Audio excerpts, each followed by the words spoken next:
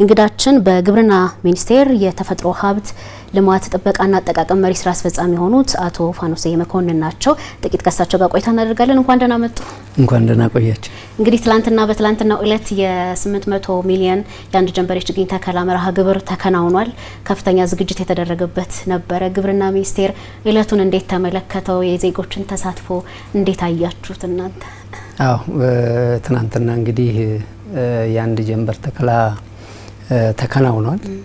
ይሄ የአንድ ጀንበር ተከላችን ደግሞ የአንድነታችን የዜግነታችን መገለጫ ተከላ ነውና በአይነቱ ከሌሎች ተከላዎች ለየት የሚያደርገው በዚህ ጉዳይ ነውና እንግዲህ በትናንትናው 800 ሚሊዮን ችግኝ ለመትከል ታቅዶ ነው ወደ 805 ሚሊዮን በላይ ችግኞች የተተከሉበት ነው የሆነውና በዚህ እንግዲህ ቀደም ሲል የተለያዩ ዝግጅቶች ተደርገዋል። ለዚህ የህዝቡ ተሳትፎ የነቃ እንዲሆን አመራሩ ባለሙያው በጣም ትኩረት ተደርጎበት ሲሰራ የቆየ ነበረ።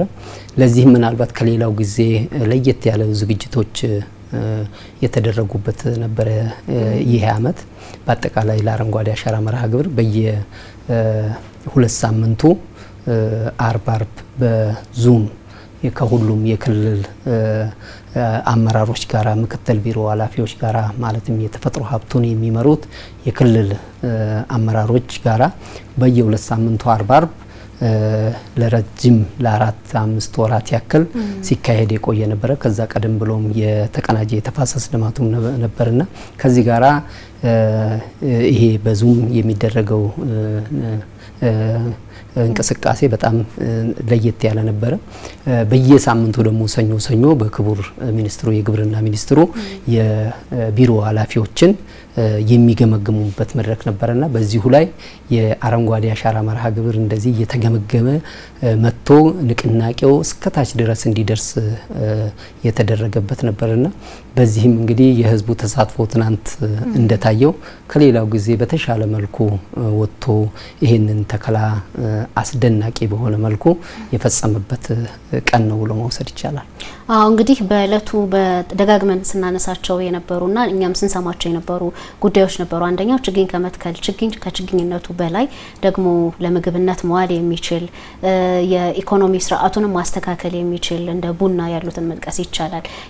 በዚህ ደረጃ እየተሰራ እንደሆነና ውጤቱም እየታየ እንደሆነ ስንሰማ ነበር። በዚህ አመት የአንድ ወር መርሃ ግብር ነው እንግዲህ ያለው ከትናንትና ውጪ ማለት ነው። አጠቃላይ ወደ 60% የሚሆነው ለምግብነት የሚውል ችግኝ እንዲሆን ተደርጎ እቅዱም ከፍ ተደርጎ ነው የተያዘውና ከዚህ አንጻር እቅዱን ከፍ ማድረግ ውጤቱ ታይቶ ነው የሆነው የመጣው። ምክንያቱ ምንድነው? በዚህኛው ላይ በደንብ ሚዛን እንዲደፋ የተደረገበት ምክንያት እንግዲህ ቅድም አንቺ ምን እንዳነሳሽው ችግኝ ከመትከል ባለፈ ጸድቆ ለተፈለገው አላማ እንዲውል ማድረግ ዋነኛው ግቡ ነበርና ከዚህም ደግሞ 40-60 ነው የመርሃ ግብሩ አጠቃላይ እና 40% አገር በቀል የደን ችግኞች ላይ ትኩረት ያደረገ ተከላ ነው። 60% ደግሞ ዘርፈ ብዙ ጠቀሜታ ያላቸው ችግኞች በተለይ ደግሞ ለእንስሳት መኖ የሚያገለግሉ ለሰው መኖ የሚሆኑ አትክልትና ፍራፍሬዎች ላይ ትኩረት አድርጎ የሚሰራ ነው።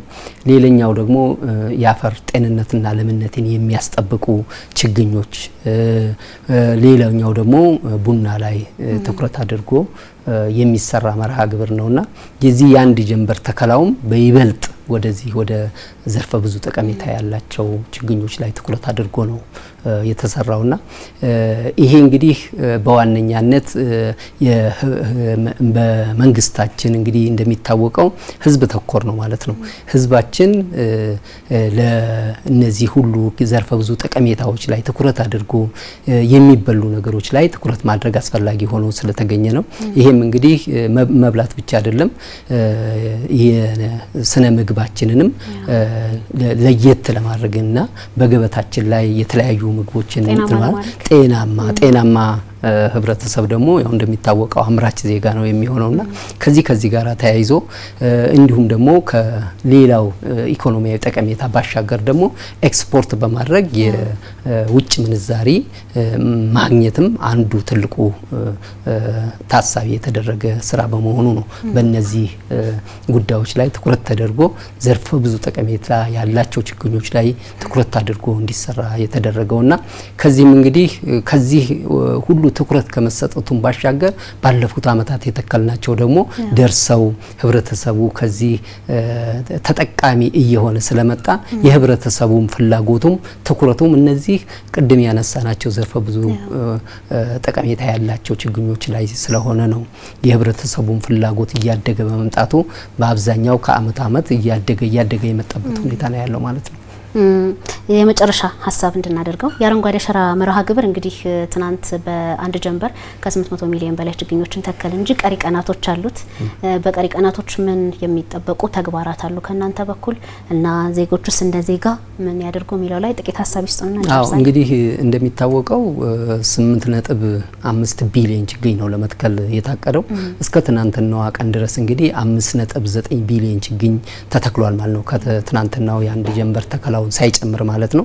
እንግዲህ ይሄንን በመናሰላበት ጊዜ አሁንም ቀሪ ወደ 2 ቢሊዮን ችግኞች በላይ ያልተተከሉ አሉ ማለት ነው። በእነዚህ በቀሪ ጊዜያቶች እነዚህን ያልተተከሉ ችግኞች ላይ ትኩረት አድርጎ ያሉትን አሁን ዘንድሮ እንደሚታወቀው ትንሽ የድርቅ ሁኔታዎችም ስላሉ ያለችውን የእርጥበት ተጠቅመን ያገኘናትን ዝናብ ተጠቅመን ያሉትን አማራጮች ሁሉ ተጠቅመን እነዚህን ችግኞች ተክሎ ማጠናቀቅ ያስፈልጋል። ምክንያቱም ችግኞቹ በችግኝ ጣቢያ የሚያድሩ ከሆነ ለተጨማሪ እነዚህን ችግኞች ማኔጅ ለማድረግ ወይም ደግሞ ለመንከባከብ የሚወጣ ወጪ አለ።